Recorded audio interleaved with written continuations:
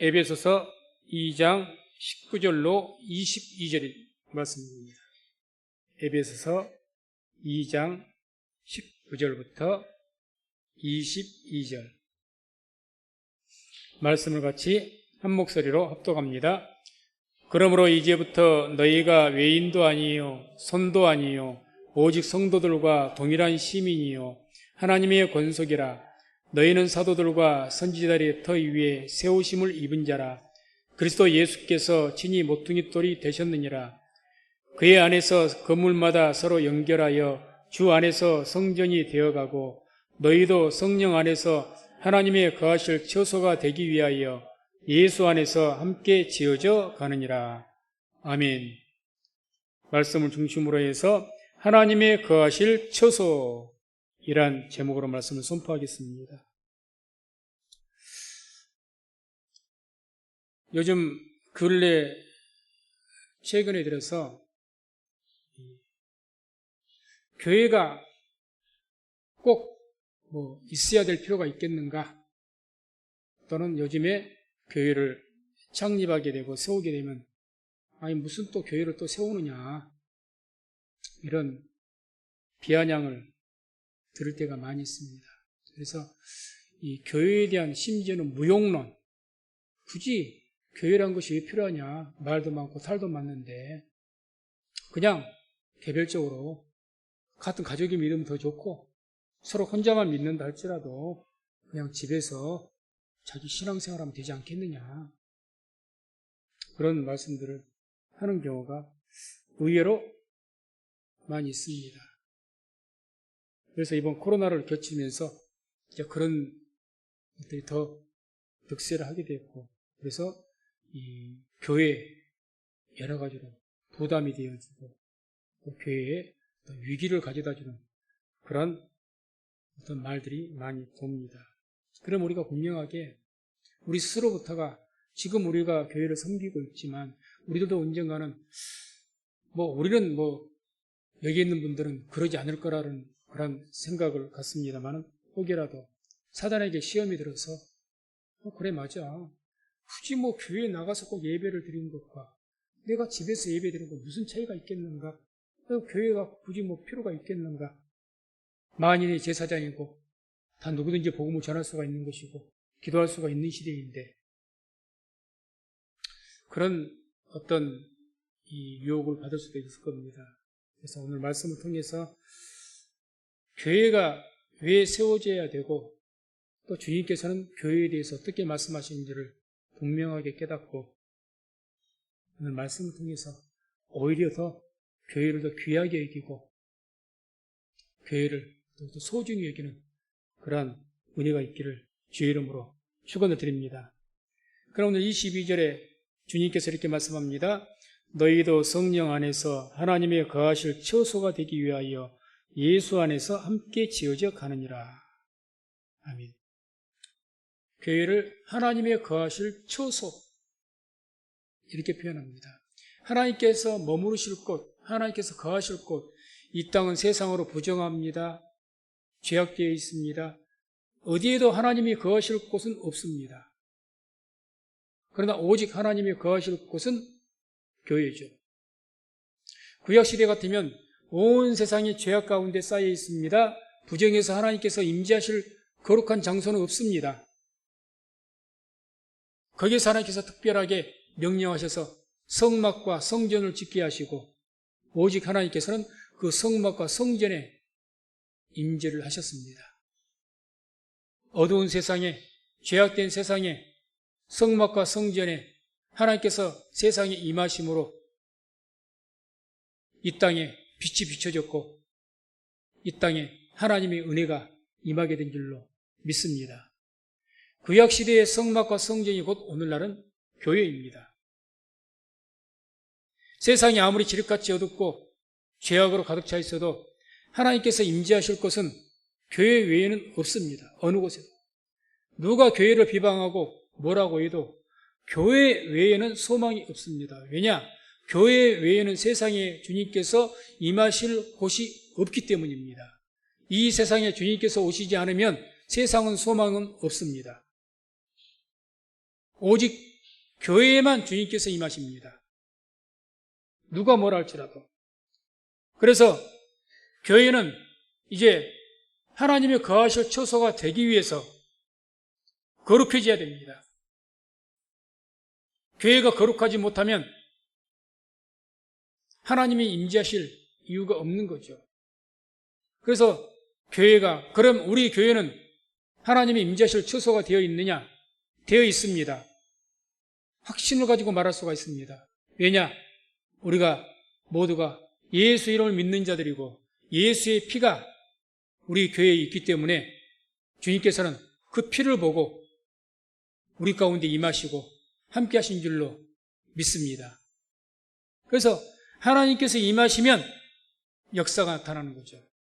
구약시대는 조금 전에 말씀드렸던 것처럼 하나님 임재하실 곳, 그 처소가 성막과 성전이었습니다. 그래서 출애굽기 40장 34절 35절을 보게 되면은 그 후에 구름이 회막에 덮이고 여호와의 영광이 성막에 충만하며 모세가 회막에 들어갈 수 없었으니 이는 구름이 회막 위에 덮이고 여호와의 영광이 성막에 충만함이었으며, 하나님께서 명하여서 지은 그 성막이 하나님의 말씀대로 지어지자 그곳에 하나님의 영광이 충만해졌다, 이렇게 표현합니다. 또 열왕기상 8장 10절 11절 보면 성전에 대한 이야기죠. 제사장이 성소에서 나올 때에 구름이 여호와의 전에 가득하며 제사장이 그 구름으로 인하여 능히 서서 섬기지 못하였으니 이는 여호와의 영광이 여호와의 전에 가득함이었더라. 그래서 솔로몬을 통해서 지어진 그 성전, 그 성전에 하나님의 영광이 가득하였다. 그래서 이런 성막과 성전이 있음을 통해서 죄인들에게 하나님의 은혜가 끼쳐졌고, 또 주님께서 성막과 성전이 있으므로 그 백성들과 하나님께서 함께 하신 줄로 믿습니다. 그럼 이와 같이 구약시대의 성막과 성전에 하나님의 영광이 충만하였던 것처럼 오늘날 우리 교회 가운데 하나님께서 어떻게 영광으로 충만하였느냐? 그게 우리가 잘 알고 있는 사도행전 2장 1절 4절 보면 성령의 임재 사건입니다. 성령 충만이 곧 하나님의 영광으로 충만한 것과 같은 이야기입니다. 성령으로 충만해진 거죠. 120명 그 성도들, 120명이 마가다락방에 모였던 그곳에 하나님의 성령이 임하시고 불같이 임하시고 하나님의 성령으로 충만해진 겁니다. 구약시대 같으면 주의 백성들이 모이는 곳이 곧 교회 아니겠습니까? 그것이 구약시대 같으면 성전입니다. 그 성전에 하나님의 영광이 충만했던 것처럼 그 주의 이름으로 모였던 그 교회 가운데, 그 120명 모였던 그 교회 가운데 하나님의 영광이 충만하여서 하나님의 성령으로 충만케 된 줄로 믿습니다. 하나님의 영광이 나타납니다. 그래서 이와 같이 교회가 하나님의 성령으로 충만해지면, 하나님의 성령 충만해지면 이제 그 교회를 통해서 하나님의 역사는 나타나게 되는 겁니다. 그래서 이러한 장차 구약시대는 성전이지만, 눈에 보이는 성전이지만 이제 메시아가 오시고 장차 되어질 아름다운 그런 성전이 교회, 그 교회를 통해서 역사가 나타날 것, 하나님의 영광이 임하게 되면, 성령으로 충만함을 받게 되면 교회들이 어떤 일들이 일어날 것인가, 그것을 에스겔이라는 선지자를 통해서 그 선지자에게 성전의 환상을 보여주시고 장차 되어질 성전, 교회를 상징하는 거죠. 그 성전을 통해서 나타날 역사를 말씀을 합니다. 그게 이제 에스겔 47장 1절과 8절 9절입니다. 우리 같이 말씀을 한번 합독합니다. 그가 나를 데리고 전문에 이르시니 전에 전면이 동을 향하였는데 그 문지방 밑에서 물이 나와서 동으로 흐르다가 전 우편 제단 남편으로 흘러내리더라. 그가 내게 이르시되 이 물이 동방으로 향하여 흘러 아라바로 내려가서 바다에 이르리니 이 흘러내리는 물로 그 바다의 물이 소성함을 얻을지라. 이 강물이 이르는 곳마다 번성하는 모든 생물이 살고 또 고기가 심히 많으리니 이 물이 흘러 들어가므로 바닷물이 소성함을 얻겠고 이 강이 흐르는 이런 각처의 모든 것이 살 것이며. 아멘. 자, 영적인 성전이 바로 교회라고 했습니다. 말씀 보면은 뭐라 말씀? 그 문지방 전면이 동을 향하 있는데 1절 보면 그 문지방 밑에서 물이 나왔다. 여기서 말한 물은 말할 것도 없이 생수고 하나님의 성령을 의미할 겁니다. 문지방, 예수님이 누구십니까? 예수님 곧 문이신 줄로 믿습니다. 성전 교회에서 그 성전 문에서 예수 그리스도의 말씀이, 복음의 말씀이 흘러나갑니다. 그 물들이 흘러나가서 주위를 다 적시고, 그래서 죽은 물이 소송한다. 물이 소송했단 말은 죽었던 물이 살아났다는 이야기입니다. 그 물이 살아나고 거기에 이르는 물이 살아나니까 죽었던 모든 물고기들, 사람들을 의미하죠. 그 백성들이 살게 되더라. 이런 환상을 보여주신 거죠. 자, 우리나라도 그렇지만 우리나라가 복음이 들어와서 우리나라가 얼마나, 우리 민족이 그렇게 옛날에는 그냥 가난했고 많이 힘들었던 그런 민족이었지만 복음이 들어오므로 지금 이와 같이 번성해졌고 잘 살게 된 줄로 믿습니다. 자, 세계사를 보십시다. 세계를 한번 쭉 조금만 관심을 가지고 보게 되면 복음이 들어가는 곳마다 다 문화가 발달하고 선진국이 되고 경제대국이 되고, 그렇지 않은 나라가 있습니까? 복음이 가는 곳마다 그렇게 되는 것을 우리가 역사를 통해서 볼 수가 있습니다. 그래서 이와 같이 하나님께서 이 땅에 교회를 세우셨는데 그 교회를 세우신 목적이 뭐겠습니까? 교회를 통해서 그 지역을, 세상을 살리기 위해서 주님께서는 교회를 세우라고 말씀하신 줄로 믿습니다. 다시 말해서 세상을 구원하시기 위해서, 세상을 살리기 위해서 하나님께서는 반드시 교회를 통하신다는 이야기입니다. 교회를 들어서 사용합니다. 다른 곳 들어서 사용하지 않습니다. 정부기관 들어서 사용하지 않습니다. 하나님께서 사용하실 유일한 곳은 교회입니다. 그렇기 때문에 주님께서, 예수께서 교회를 이 땅에 세울 것이라고 말씀하신 거죠. 그래서 교회가, 주의 이름으로 세워진 교회는 이제는 하나님의 거룩한 처소가 되어야 됩니다.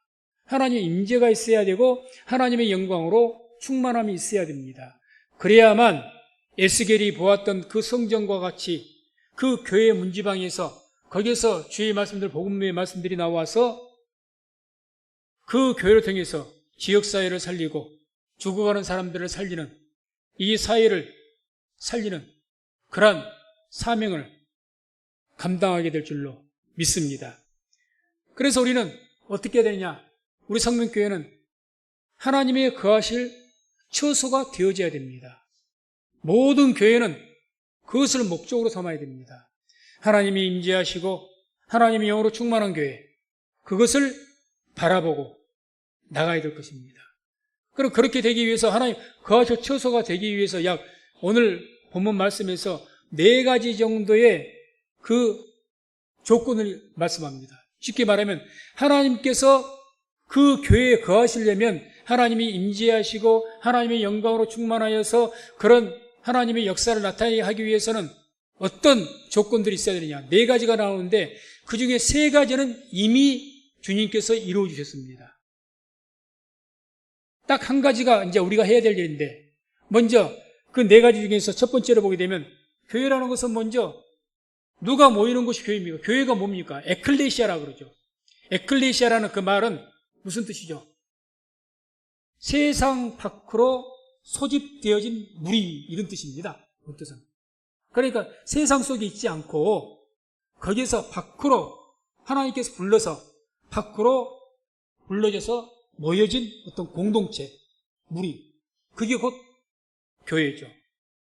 더 쉽게 표현하면 애굽에 있던 하나님의 백성들을 끄집어내서 광야에서 모이게 하셨죠. 광야교회라고 하는 겁니다. 하나님께서 애굽에서 불러서 소집에서 불러서 세상 밖으로 애굽 밖으로 끌어낸 무리. 이게 이제 교회입니다. 그래서 교회라는 것은 구성원이 누가 되어야 되느냐? 하나님의 택한 백성들이 구성원이 되어야 됩니다. 그게 전제 조건입니다. 19절에 이런 말씀이 나오죠. 그러므로 이제부터 너희가 외인도 아니요 손도 아니요 오직 성도들과 동일한 시민이요 하나님의 권속이라. 권속이란 말은 하나님의 가족이다, 하나님의 자녀다 이 뜻입니다. 교회는 하나님의 택한 백성들, 하나님의 권속들, 하나님의 가족들의 모임들입니다. 그게 교회입니다. 그렇게 모이게 하신 곳, 그 주님께서는 교회들을 세우게 하시는데 각 교회들마다 다 하나님께 택하신 백성들을 불러서 지금의 모든 교회들과 같이 그렇게 세워놓으신 줄로 믿습니다. 그래서 하나님께서 지금 그렇게 우리나라에도 많은 교회들, 5만 5천 개의 교회 정도 된다고 그러죠. 5만 5천여 개의 교회들이 다 하나님께서 택한 백성을 불러서 지금 하나님의 거하실 처소로 세우기 위해서 불러 모아놓으신 겁니다. 그래서 마태복음 18장 20절에 보게 되면 이런 말씀이 나오죠. 진실로 다시 너희에게 이르노니 너희 중에 두 사람이 땅에서 합심하여 무엇이든지 구하면 하늘에 계신 내 아버지께서 저희를 위하여 이루게 하시리라.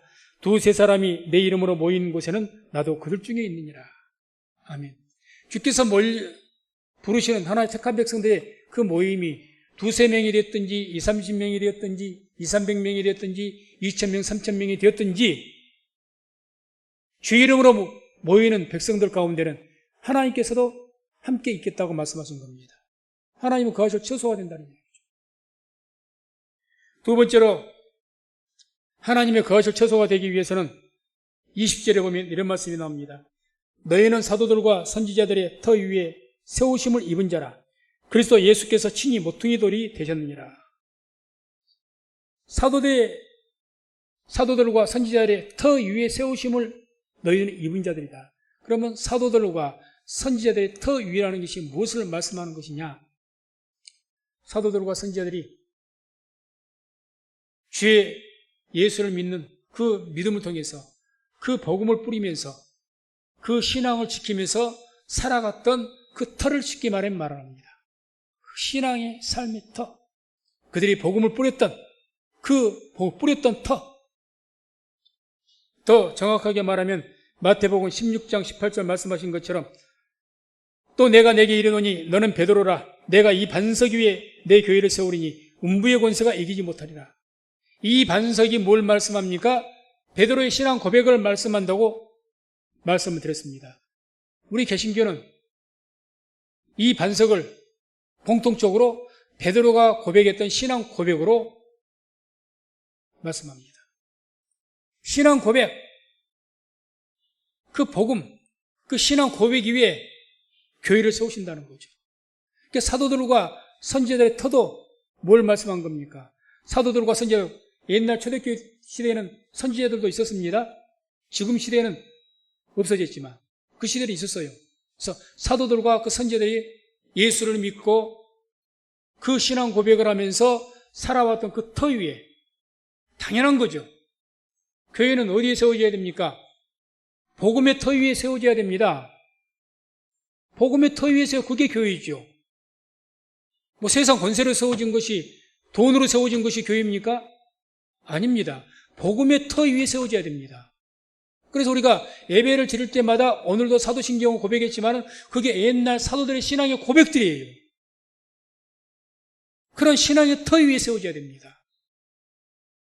사도신경 고백하는 우리가 하나님 믿습니다. 예수님 믿습니다. 성령님 믿습니다. 이 세 분 하나님을 우리가 사도신경을 통해서 고백하는데 이 고백, 그 신앙 고백이 없는 그런 교회는 주님과는 전혀 관계가 없는 교회입니다. 그 위에 세워져야죠. 세 번째는 하나님의 거룩한 거하실 처소가 교회가 되기 위해서는 예수님께서 모퉁이 돌이 되셔야 됩니다. 예수께서 20절에 그리스도 예수께서 친히 모퉁이 돌이 되셨느니라. 그래서 모퉁이 돌은 건물에서 볼 때 어떤 역할을 성경에서 말한 걸까요?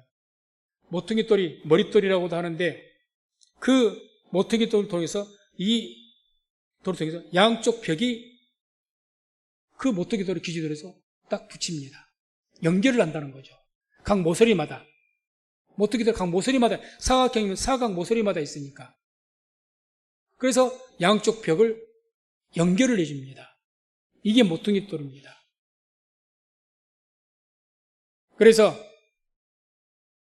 주님께서 이 땅에 오셔서 십자가에서 죽으심으로 먼저 위로는 하나님과 우리가 죄 가운데 분리가 되어 있는데 십자가의 죽으심으로 하나님과 우리를 연결시켜줬고, 또 우리 모든 사람들과 관계에도 죄악 때문에 서로 미움과 증오 때문에 다 분열되어 있는데 주님께서 십자가의 죽으심으로 그 예수 안에서 우리 모두 한 사람 한 사람 다 이렇게 연결시켜 주신다는 겁니다.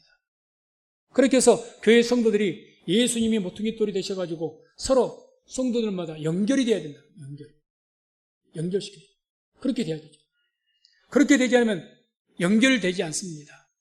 다시 말해서 교회라는 것은 성도들의 연결, 성도들의 모임을 통해서 그 연합을 통해서 교회가 이루어져야 된다는 거죠. 그 연합을 위해서 누가 그 연합을 만들어줍니까? 예수 그리스도께서 모퉁이 돌이 되셔서. 그래서 에베소 2장 13절 14절을 보면 이런 말씀이 나옵니다. 이제는 전에 멀리 있던 너희가 그리스도 예수 안에서 그리스도의 피로 가까워졌느니라. 그는 우리의 화평이신지라. 둘로 하나를 만드사 중간에 막힌 담을 하시고. 이와 같이 모든 것들을 서로 남남이 될 수밖에 없는 그런 모든 것들을 예수님께서 모퉁이 되시고 그 양쪽 벽을 딱 연결시켜서 건물을 세워 나가신 것처럼 우리 한 사람 한 사람들을 다 연결시켜 주시는 분이 누구입니까? 예수 그리스도이십니다. 예수. 그래서 여기까지는 주님께서 다 해놓으셨습니다. 그러죠? 다 해놓으신 거예요. 그리고 그 다음에 이제 하나님의 거하시 처소가 되기 위해서 한 가지가 우리가 이제 해야 될 일입니다. 우리가. 그게 바로 21절 보면 이런 말씀이 나오죠. 그의 안에서 건물마다 서로 연결하여 주 안에서 성전이 되어가고. 건물마다 서로 연결된다. 건물마다 서로 연결된다는 것은 그 건물은 누구를 지금 이야기하는 겁니까? 우리 한 사람 한 사람을 이야기하는 거예요. 성도들. 그 성도들이 서로 연결돼야 되죠. 연결. 다시 말해서 우리가 교회에서 서로 연합을 이루어야 된다는 말입니다. 성도들 간에 연결돼야 돼요. 우리가 이렇게 성도들을 위해서 교회에서 연합을 하기 위해서 이 연합은 우리가 해야 될 일들입니다. 그래서 이것을 연합시키기 위해서 또 주님께서는 우리끼리 죄인된 우리가 너희들 알아서 연합하라 그렇게 하지 않고 주님께서는 그 연합을 이루기 위해서 성령을 보내시고 성령의 띠로 성령으로 말미암아 우리를 연합에 이르게 하신 줄로 믿습니다. 구약시대에 보게 되면 제사 중에 소제라는 제사가 있어요. 이 소제라는 제사는 어떨 때 소제라는 것은 이 밀가루, 가루를 갖다가 빻아서 곡식으로 드리는 제사거든요. 피 없이 드리는 제사로 유일한 제사입니다. 그래서 그 소제를 떡을 만들어서 무교병을 만들어서 하나님께 제사를 올려드리는데 그 드릴 때 그 가루는 곧 우리를 말합니다. 백성들. 그래서 진설병을 갖다가 딱 12지파, 12개 올려놓잖아요. 그런데 그것을 연합시키기 위해서 뭘 붓습니까? 거기에 기름을 붓습니다. 기름을 부어서 반죽을 해요. 하나를 만듭니다. 그 기름이 영적으로 뭡니까? 성령을 의미합니다. 성령으로 우리를 하나를 되게 하시고요. 하나가 되게 해서 12지파인데 12개의 떡덩이, 무교병 하나 앞에 그게 하나 앞에 우리가 헌신하는 거죠. 하나님께 올려드리는 거죠. 주님께서는 우리에게 성령을 보내셔서 우리 한 사람 한 사람들에게 감동을 주어서 우리를 연결시킵니다. 하나가 되게 하십니다. 그래서 우리가 함께 모이는 성민순복음교회가 하나님의 거하실 처소가 되기 위해서는 하나님의 성령의 감동하심에 따라서 우리가 연합을 이루어서 하나님이 거하실 거룩한 성전, 거룩한 처소를 우리가 이루어 나가야 될 줄로 믿습니다. 그럼 우리가 구체적으로 고린도후서 13장 13절 보면 이런 말씀이 나오죠. 주 예수 그리스도의 은혜와 하나님의 사랑과 성령의 교통하심이 너희 무리와 함께 있을지어다. 많이 들었던 말이죠. 주로 축도할 때, 예배 끝나 축도할 때 이 문구를 주로 사용해서 축도를 하죠. 여기서 어떤 말씀? 성령의 교통하심이, 성령께서 너희와 교통하심을 통해서 너희 무리와 함께 하실지어다. 왜 이렇게 선포를 하느냐? 성령께서 우리와 교통하심을 통해서 우리를 연합을 이루기를 원하기 때문에 그렇습니다. 연합을 이루어야죠. 하나가 되어야 된단 말입니다.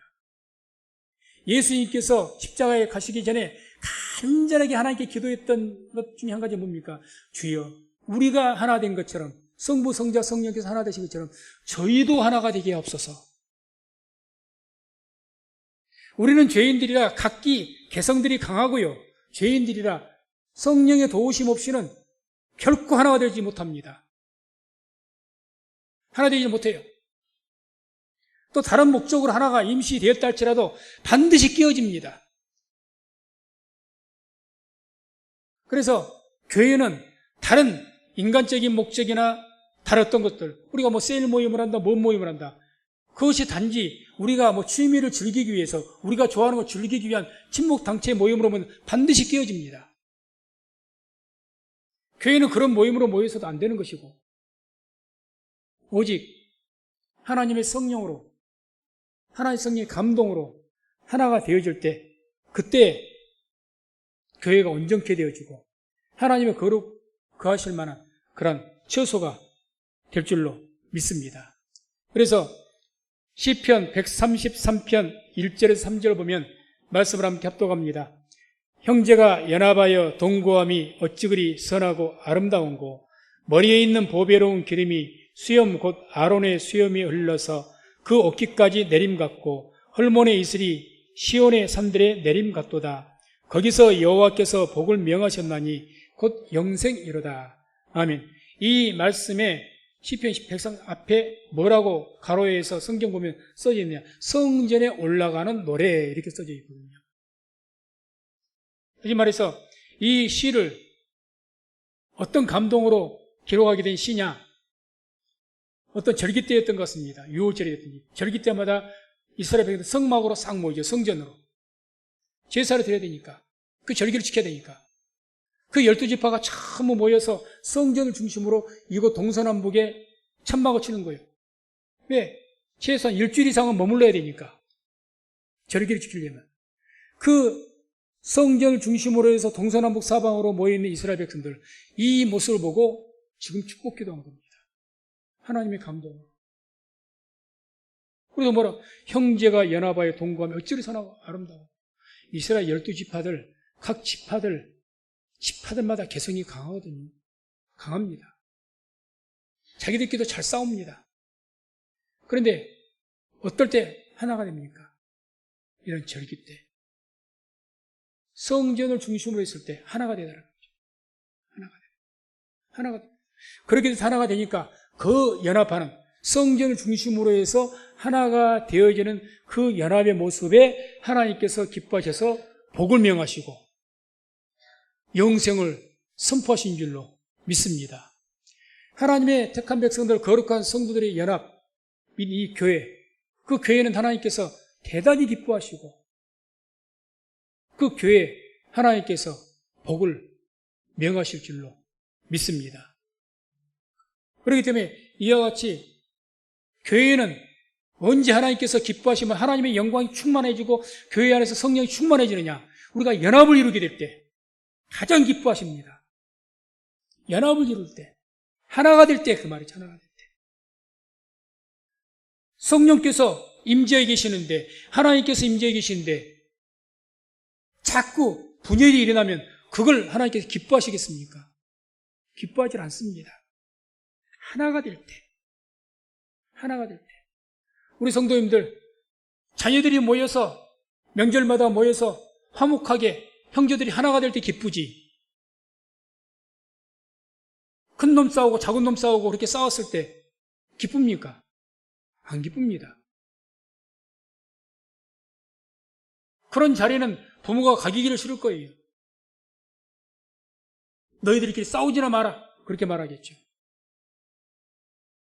하나님도 마찬가지십니다. 우리 교회 함께 하시는데 자꾸 분열이 일어나고 하나가 되지를 못하면 하나님 마음이 대단히 불편하십니다. 성령이 소멸되는 거예요.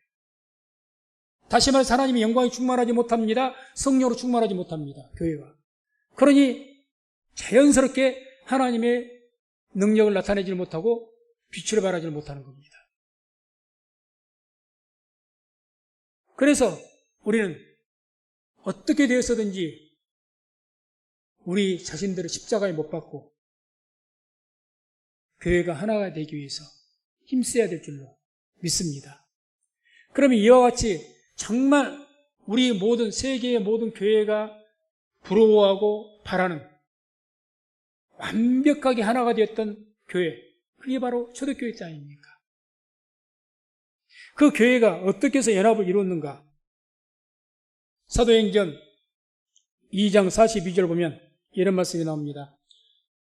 저희가 사도의 가르침을 받아 서로 교제하며 떡을 떼며 기도하기를 전혀 힘쓰니라.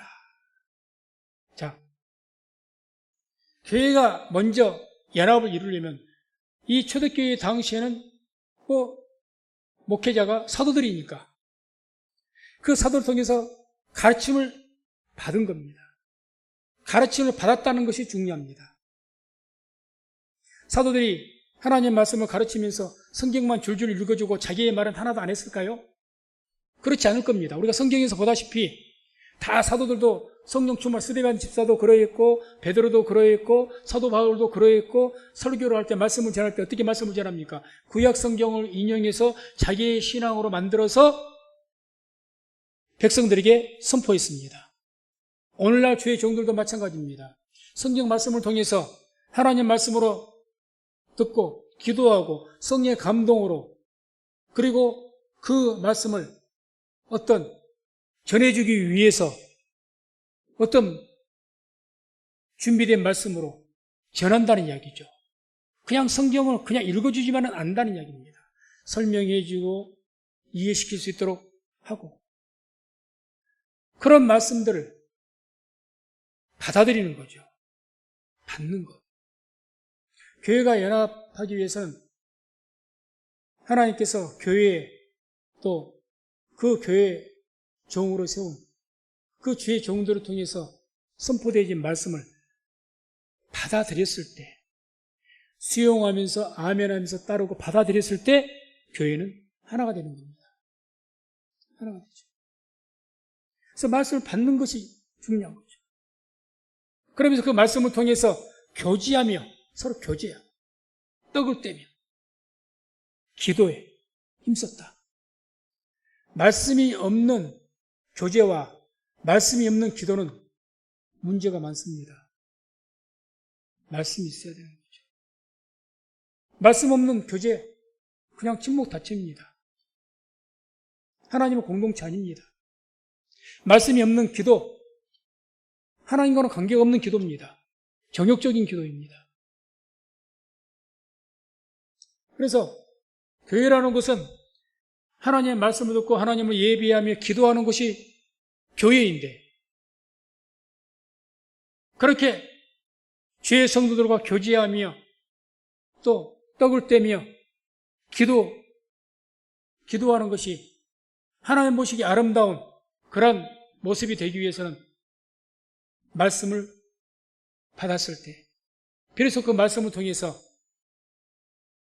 그 말씀이 선포되고 한 사람 한 사람들이 그 말씀을 아멘하면서 순종하면서 받았을 때 교회는 하나가 되고 그 하나된 모습에 하나님께서 기뻐하시고 그 교회에 하나님의 영광이 충만하게 나타날 줄로 믿습니다.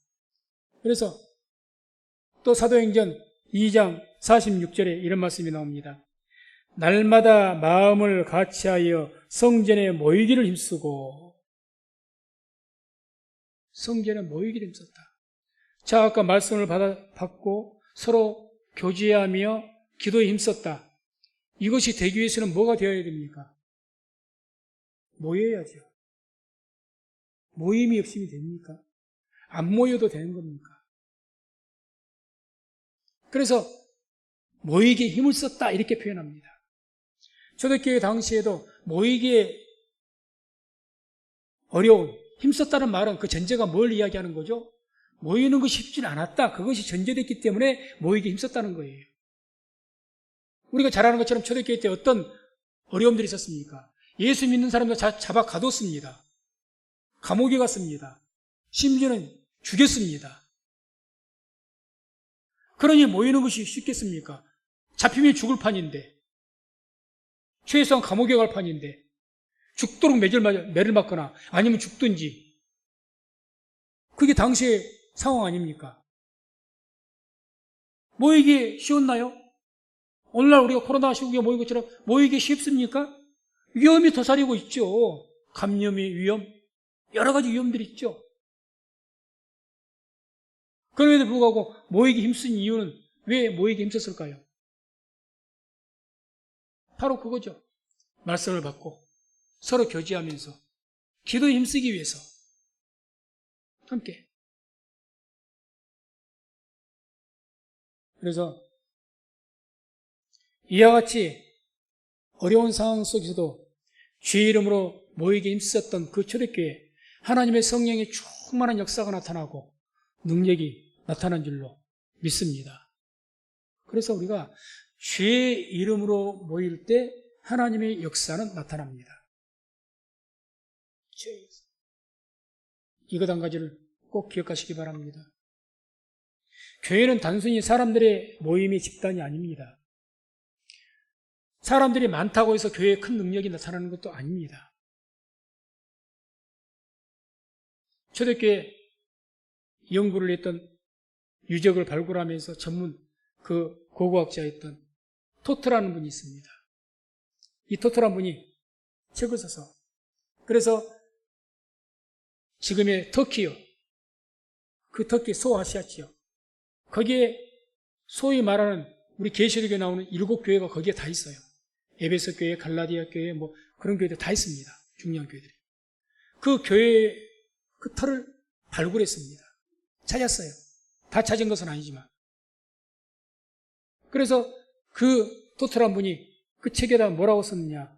자기가 발견했던 그 터에 그 교회를 틀을 봤더니 많이 모여야 50명 정도 모일 수밖에 없는 그런 홀이더라는 거죠.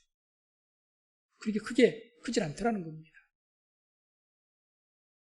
그 수십 명밖에 안 되는 그런 교회들이 온 세계 역사를 바꿔버린 겁니다. 온 세계 역사를. 크다고 큰 능력이 있는 것이 아니라는 거죠. 아무리 작아도 하나님이 임재하시고 하나님의 거하실 처소가 되어진 교회가 되면 그곳에서 하나님의 역사가 나타날 줄로 믿습니다. 아무것도 아닌 마른 지팡이도 하나님의 손에 모세의 손에 들렸을 때 능력이 나타난 줄로 믿습니다. 그래서 이와 같이 교회는 하나님의 거하실 처소가 되어야 됩니다. 그렇기 때문에 교회를 세워야 될 이유가 있는 것이고 우리가 교회를 섬길 분명한 목적이 있는 겁니다. 그래서 히브리서 10장 24절 25절 우리 말씀을 함께 합독합니다.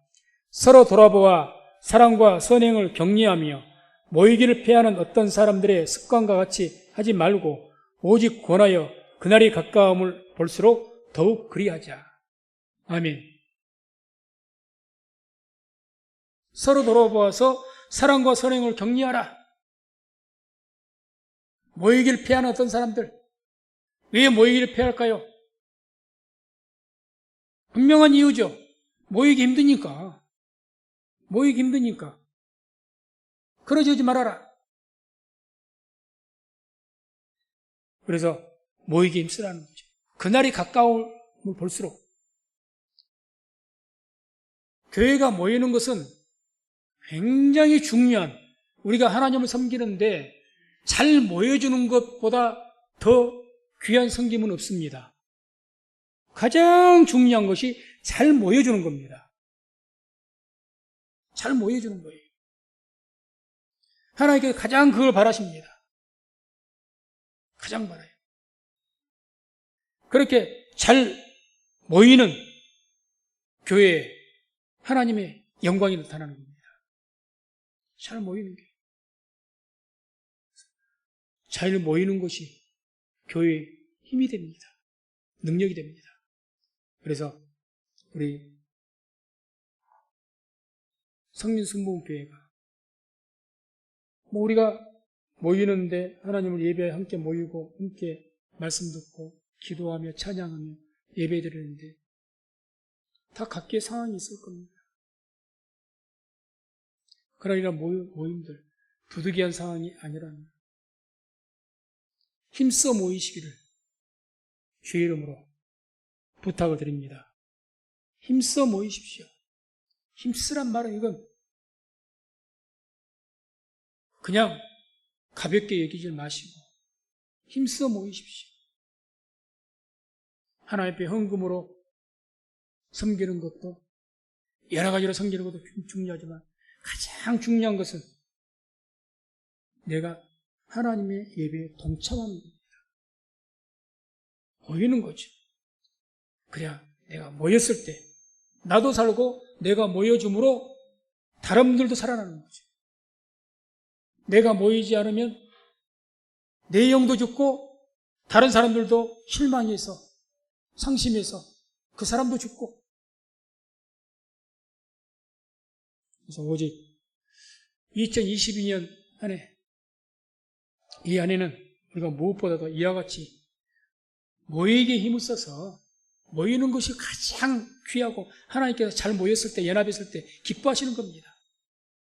잘 모여서 우리 성민순복음교회가 하나님의 거하시고 거룩한 처소가 되어지고 우리 성민순복음교회를 통해서 하나님의 큰 능력과 역사가 나타나고 성도들의 삶 속에 하나님의 놀라운 능력이 나타날 수 있는 복된 한 해가 되기를 주의 이름으로 축원을 드립니다.